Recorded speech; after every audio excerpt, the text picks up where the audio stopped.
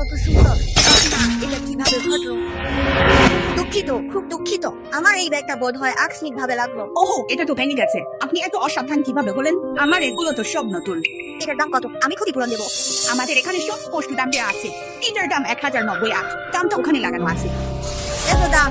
আপনি এটার অবস্থান এরকম কেন করেছেন? চুপ করুন। যে কাজটি করা উচিত তা করেনি। দেখুন সতর্কবার্তা বলছি না আছে, এখনই ওদের ক্ষতিপূরণ দিতে হবে। তাড়াতাড়ি টুইসের ভাজা ব্যবস্থা করো।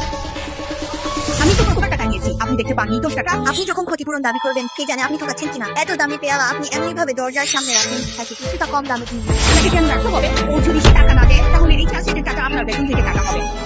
আমি শুধু 80% দাম দিতে পারবো। চলবে না, তাহলে পুলিশ ডাকুন। তাহলে আমার দুর্ভাগ্য, আমাদের দোকানে মূলক ছাড় দেওয়া হয় না। এই দুটোটা দাম এখনো ব্যবহারযোগ্য। আপনাকে প্যাক করে দিচ্ছি। ধন্যবাদ। উফ, আরেকটা নিয়ে এসে সেখানে রাখুন। বস, এভাবে করা উচিত নয়, তাই না?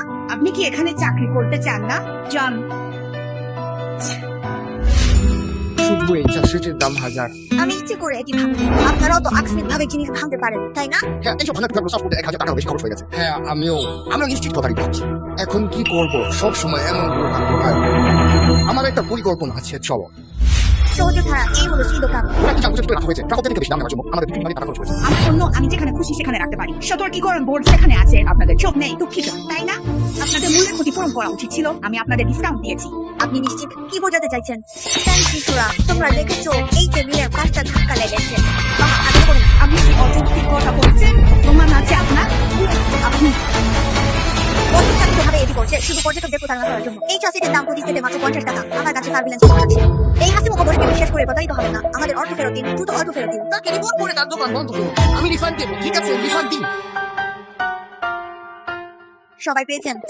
পেয়েছি পেয়েছি পেয়েছি। তবে যদিও আপনি আমাকে টাকা ফেরত দিয়েছেন, আমি আপনার পরিচিতি ছড়িয়ে দেব।